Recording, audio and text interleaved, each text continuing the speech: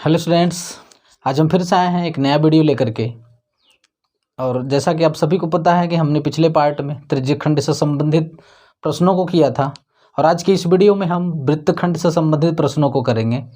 तो चलिए बिना समय को बर्बाद किए हुए स्टार्ट करते हैं और यहाँ पर हम बताने का प्रयास करते हैं आपको। देखिए यहाँ पर बोर्ड पर एक प्रश्न लिखा हुआ है। प्रश्न में क्या कर रहा है, करा कि आकृति में दर्शाए गए वृत्तखंड का क्षेत्रफल ज्ञात कीजिए यदि वृत्त की त्रिज्या 21 सेंटीमीटर है और कोण AOB बराबर 120 अंश है। देखिए मैंने आपको पिछले पार्ट में ही बता दिया है वृत्तखंड क्या होता है। आज मैं फिर से एक बार जल्दी से रिवाइज करवाता हूँ। देखिए यहाँ पर ये कोई सर्कल है, ठीक है। अब ये सर्कल है, अगर मान लीजिए इस सर्कल को कोई जीवा इस प्रकार से काटता है, कोई लाइन अगर इस प्रकार से काटती है तो ये वृत्त को दो भागों में बांट देता है। तो वृत्त जो दो भागों में बट जाती है उसके प्रत्येक खंड को ही वृत्तखंड बोलते हैं। जैसे देखिए ये लाइन इस वृत्त को दो भागों में बांट दी। पहला तो देखिए ऊपर वाला भाग, ये जो भाग है ये जो मैंने कलर कर दिया ये वृत्तखंड हुआ और ये नीचे वाला भी वृत्तखंड कहलाएगा। ऊपर वाला छोटा है तो उसको बोलेंगे लघु वृत्तखंड। क्या बोलेंगे उसको बोलेंगे लघु वृत्तखंड। और ये जो नीचे देखिए बड़ा वाला ये बन रहा है, ये वाला पार्ट, इसको अगर अलग करें तो आपको इस टाइप से दिखाई देगा, तो इसको बोलेंगे दीर्घ वृत्तखंड। दीर्घ वृत्तखंड ये होगा और ये लघु वृत्तखंड। तो यहाँ पर आपसे वृत्तखंड के बारे में पूछ रहा है कि वृत्तखंड का क्षेत्रफल आपको बताना है। अच्छा, जब आपको वृत्तखंड बोलेगा तो वृत्तखंड उसमें लघु और दीर्घ कुछ नहीं बोल रहा है, इसका मतलब कि आपको लघु वृत्तखंड पूछेगा वो, ठीक है। यहाँ पर बोल रहा है कि वृत्तखंड का क्षेत्रफल बताइए, इसका मतलब कि आपसे लघु वृत्तखंड का क्षेत्रफल पूछ रहा है यहाँ पर।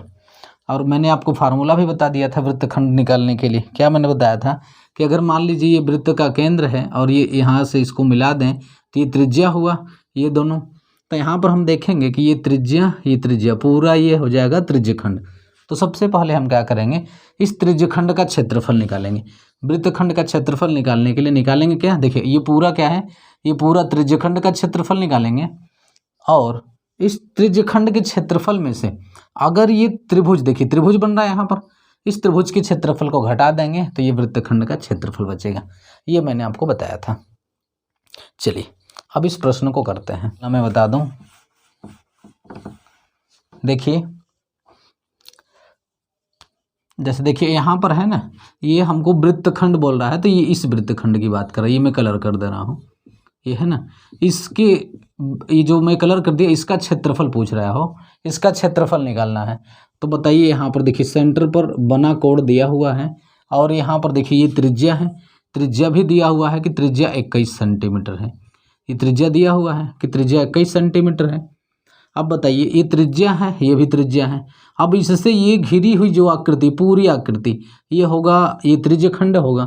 तो हम क्या करेंगे, हमको इस वृत्तखंड का क्षेत्रफल निकालने के लिए सबसे पहले इस त्रिज्यखंड का क्षेत्रफल निकालना होगा। अब उस त्रिज्यखंड के क्षेत्रफल में से ये त्रिभुज का क्षेत्रफल घटा देंगे तो फिर निकल जाएगा ये वृत्तखंड का क्षेत्रफल। क्लियर है इतना? चलिए देखिए अब हम सबसे पहले देखते हैं कि त्रिभुज का क्षेत्रफल। देखिए त्रिभुज का क्षेत्रफल का जो फार्मूला होता है, त्रिभुज का क्षेत्रफल 1/2 गुणे आधार गुणे ऊंचाई, ये होता है त्रिभुज का क्षेत्रफल। हम सभी को पता है कि त्रिभुज का क्षेत्रफल 1/2 गुणे आधार गुणे ऊंचाई होता है। अब इसमें देखेंगे तो इसमें हमको मान लीजिए हम AB को अगर आधार लेते हैं तो इसमें ऊंचाई, ये वाली डिस्टेंस हमको पता नहीं चल पाती है। तो इसके लिए क्या करेंगे, अब देखिए ये तो जब आधार पता हो और ऊंचाई का डिस्टेंस पता हो तब इस त्रिभुज के क्षेत्रफल का फार्मूले का यूज करेंगे, ठीक है। लेकिन अगर मान लीजिए कोई ऐसा त्रिभुज दे दिया हो, ऐसा त्रिभुज, और अब मान लीजिए कि इस भुजे की लंबाई आपको दिया, इस ये जो साइड है इसका लंबाई A दिया है और इस साइड की लंबाई दिया है B। और देखिए जिस साइड का लंबाई दिया हुआ है इसी के बीच का कोण दे दे थीटा। अब इस त्रिभुज का क्षेत्रफल निकालना हो तो ध्यान रखिएगा इस त्रिभुज का क्षेत्रफल होगा 1/2 गुणे साइड जिसके बीच का कोण है, इन्हीं साइड का आपस में गुणा इंटू साइन थीटा। ये होता है फार्मूला। ये होगा त्रिभुज का क्षेत्रफल। कोई सा भी त्रिभुज ले लीजिए, त्रिभुज का क्षेत्रफल होगा 1/2 गुणे अगल बगल के साइड का गुणा, अब बीच में जो कोण बना रहेगा उसके साथ साइन थीटा हो जाएगा। क्लियर है? फिर से देख लीजिए यहाँ पर, अगर मान लीजिए यहाँ का एंगल दिया हुआ है, ये एंगल थीटा दिया हुआ है और भुजा की लंबाई ABC दिया हुआ है, तो देखिए इस त्रिभुज का जो क्षेत्रफल होगा, त्रिभुज का क्षेत्रफल ध्यान से देखिए यहाँ पर 1/2 गुणे, हमने क्या बताया आपसे कि जो एंगल दिया हुआ, ये एंगल दिया है, तो ये जो एंगल है किन किन साइडों से बना हुआ है। देखिए ये वाला साइड है और ये वाला साइड, तो 1/2 गुणे ये B गुणे C और गुणा में साइन थीटा, ये हो जाएगा त्रिभुज का क्षेत्रफल।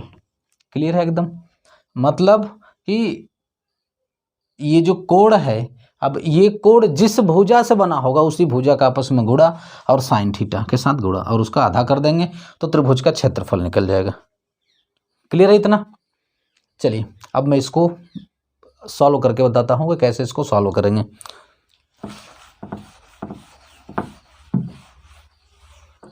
चलिए अब हम निकालते हैं वृत्तखंड का क्षेत्रफल यानी छायांकित भाग का क्षेत्रफल। इधर देख लीजिए सॉल्यूशन। देखिए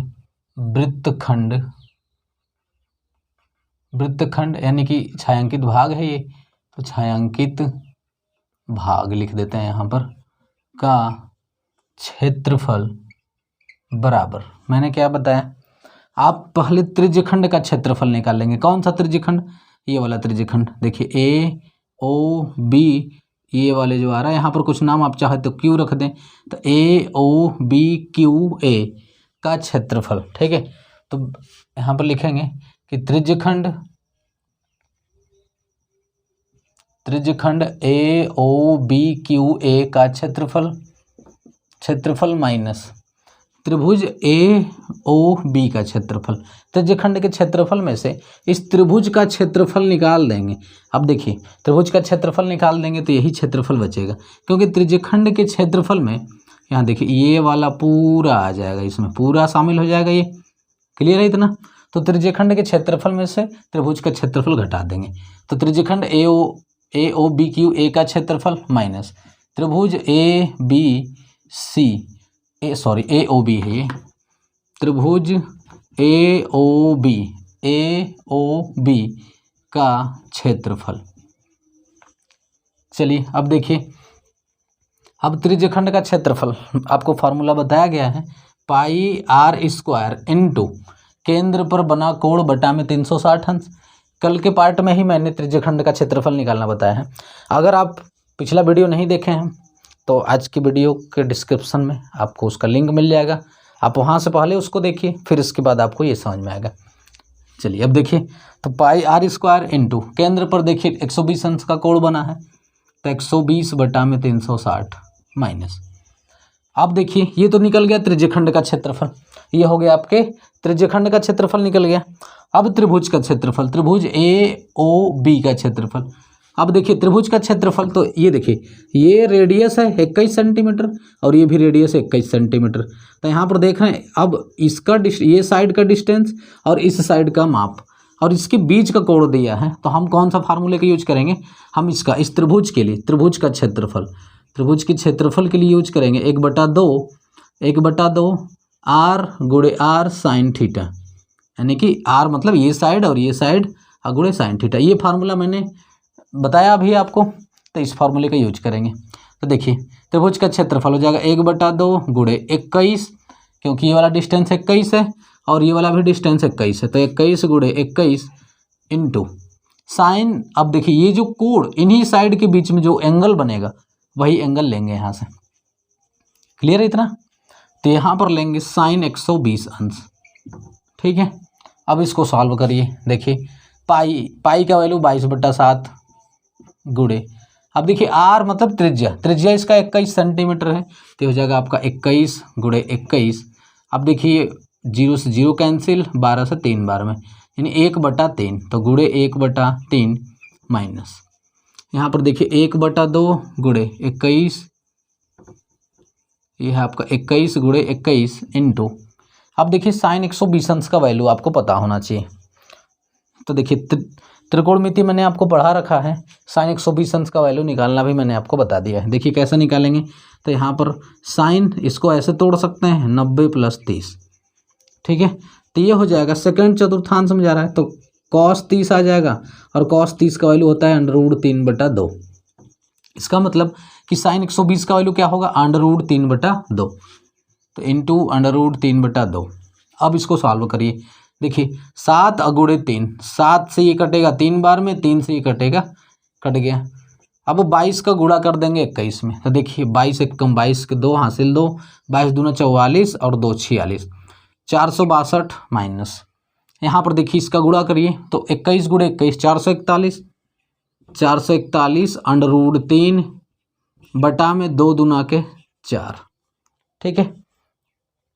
अब इसके बाद देखिए, अब देखिए यहाँ पर एक चीज़ और, कि अगर हम इसका गुणा ना किए होते तो इसमें से 21 और इसमें से भी 21 कॉमन था, ठीक है, 21 और 21 कॉमन था यहाँ पर, तो आप वहाँ से कॉमन ले लीजिए, या तो फिर आप क्या कर सकते हैं, देखिए आप पूरा गुणा मत करिए, इसको गुणा ना करके आप क्या करिए, देखिए 21 इसमें भी 21 इसमें भी, तो 21 को कॉमन ले लीजिए।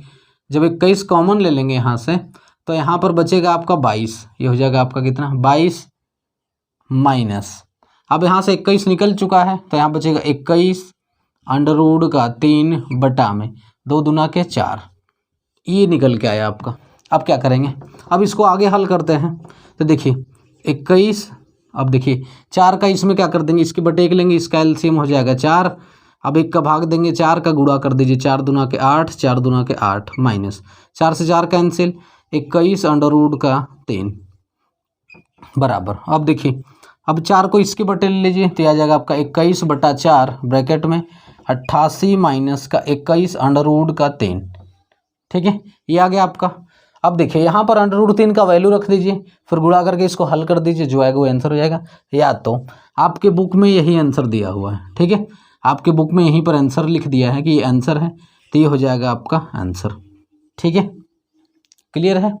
तो आप इस बात को याद रखिएगा कि त्रिभुज का क्षेत्रफल निकालने के लिए अगर आपको ऊंचाई देगा तो 1/2 आधार गुणे ऊंचाई का यूज करेंगे। अगर ऊंचाई नहीं दिया है तो आप क्या करेंगे, मैंने जो ये बताया 1/2 अगल बगल साइड का गुणा और इसके बीच का कोण का sin थीटा का गुणा कर देंगे, तो ये त्रिभुज का क्षेत्रफल निकल जाएगा। अब फिर त्रिज्यखंड के क्षेत्रफल में से त्रिभुज का क्षेत्रफल निकाल देंगे, तो निकल जाएगा आपके वृत्तखंड का क्षेत्रफल। तो वृत्तखंड का क्षेत्रफल आ जाएगा 21/4 ब्रैकेट में 88 माइनस 21 √3। अब आपको ये दिया है सेंटीमीटर में दिया है रेडियस, तो ये आ जाएगा सेंटीमीटर का स्क्वायर, यानी वर्ग सेंटीमीटर में आएगा, ये हो जाएगा आपका आंसर। क्लियर है, चलिए इसको ध्यान से देख लीजिए।